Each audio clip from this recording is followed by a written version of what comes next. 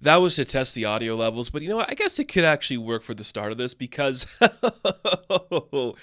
oh man, we're talking Wednesday. That's right, folks.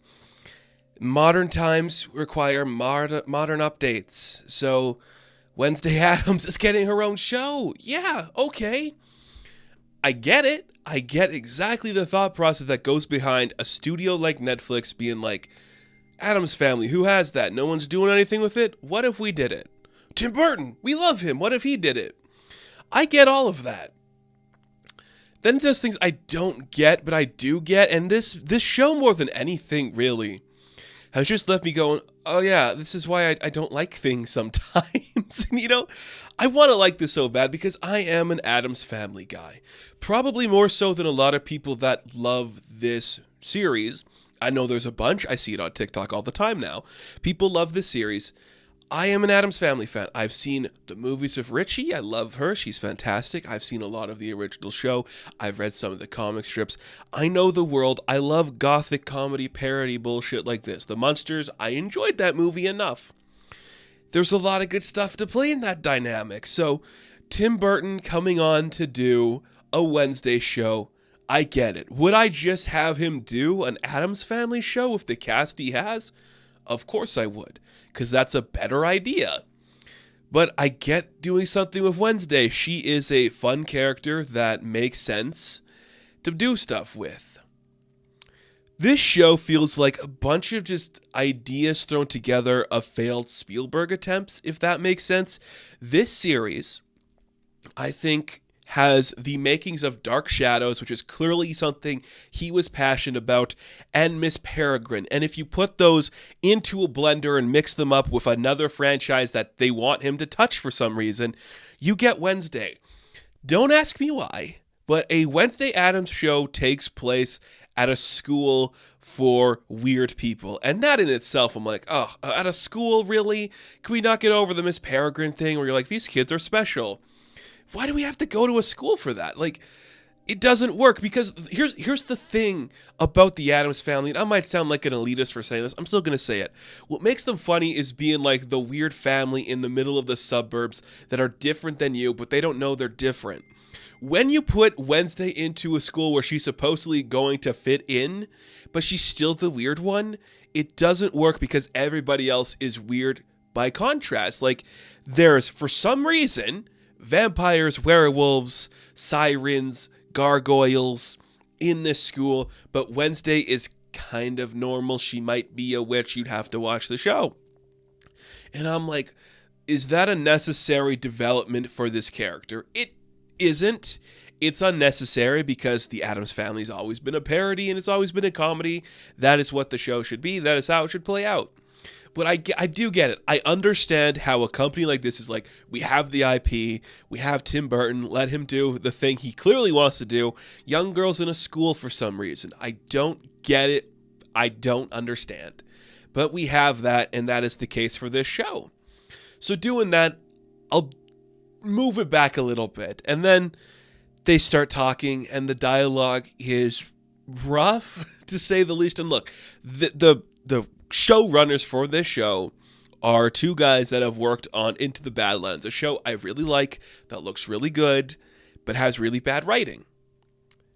Yeah, this show, it looks great with characters I like, really bad writing. Something about just hearing the Addams Family adjacent world talk about like TikTok and Instagram and followers and all of that, it just doesn't feel right. It just feels like we're missing the point of the parody by trying to make it funny to young people watching today.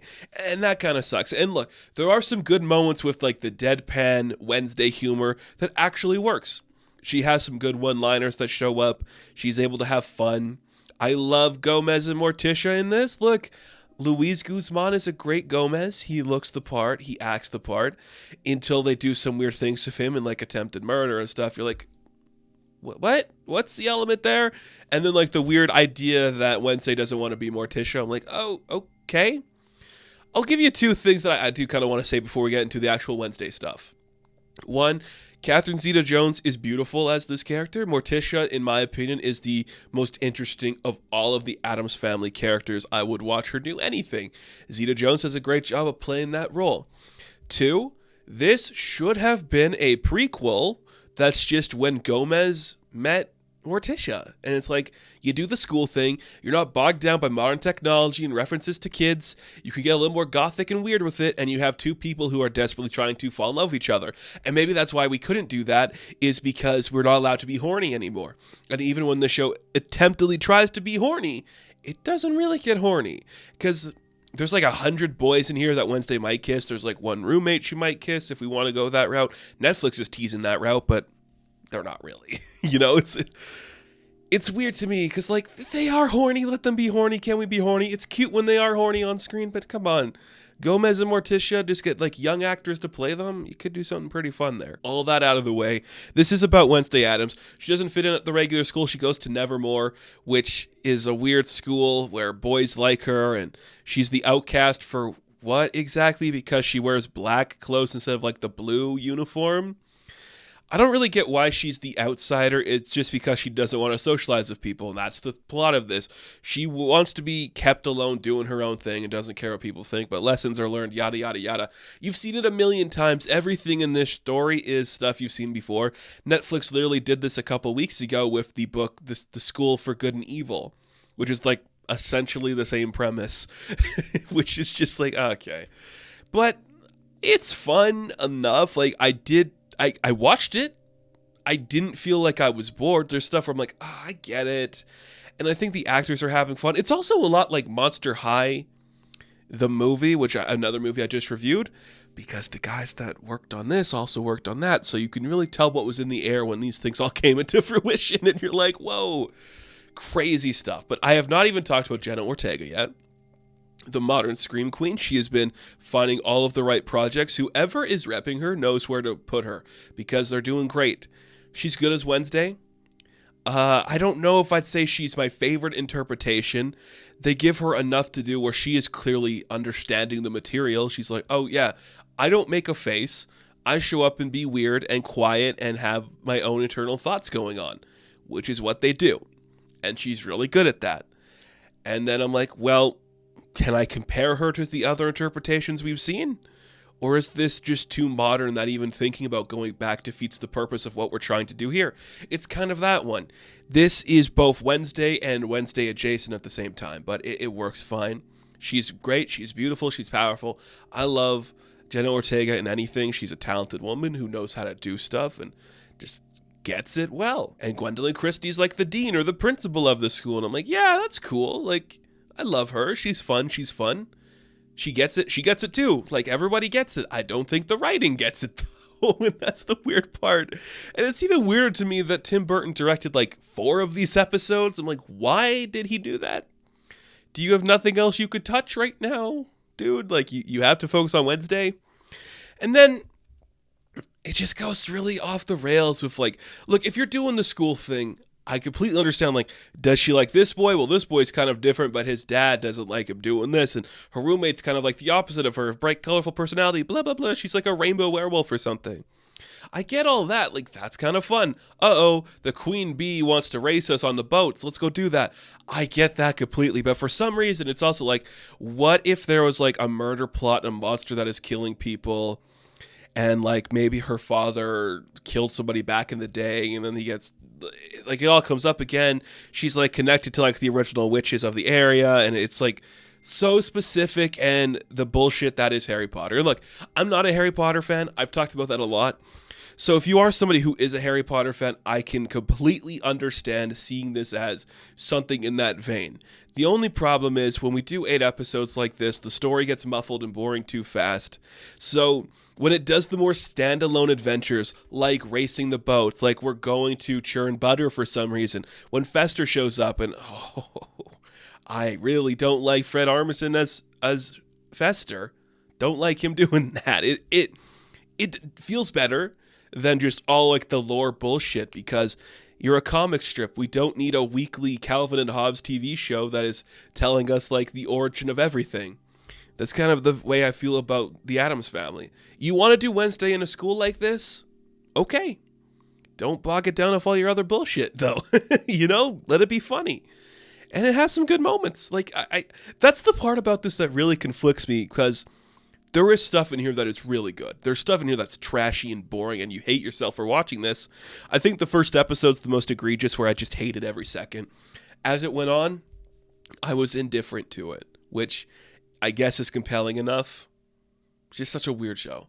And not like the weird where you're like, oh man, this is so quirky and weird, like the Addams Family. The weird, like, why do you want to make this Harry Potter? Like, why do you need a werewolf in here? Like, why? That's what this was missing. A werewolf. A murder plot. That's what I say that. I guess that's kind of what Addams Family Value dealt with, was just like, killing somebody. But it's such a weird thing. It just doesn't lean into the comedy enough. And I get it. Riverdale was popular until it wasn't.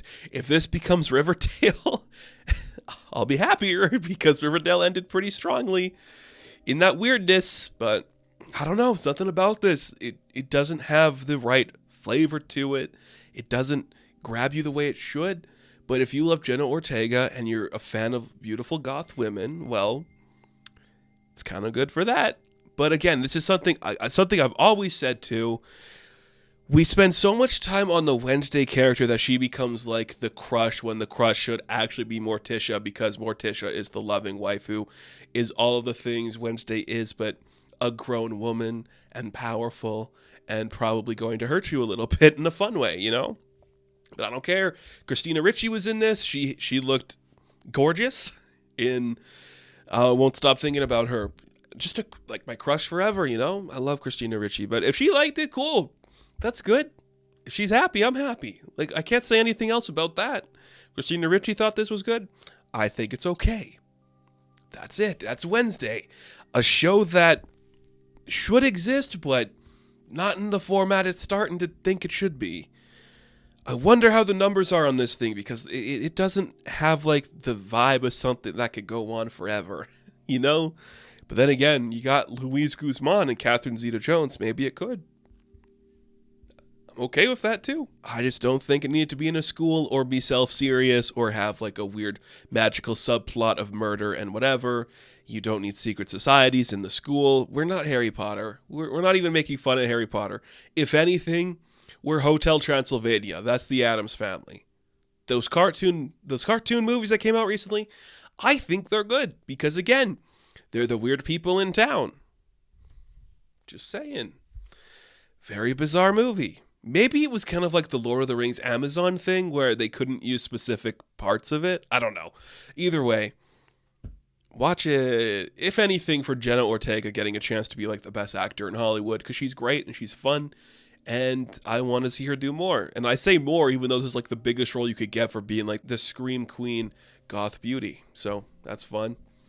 Wednesday, season 1 of who knows how many more of these we're going to get. I'm going to give a solid 5 out of 10.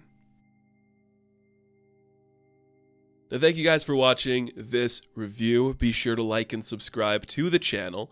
As always, you can check me out on Instagram, TikTok, and Hive. And I will catch you guys in the next one. Have fun. Stay safe. Good luck.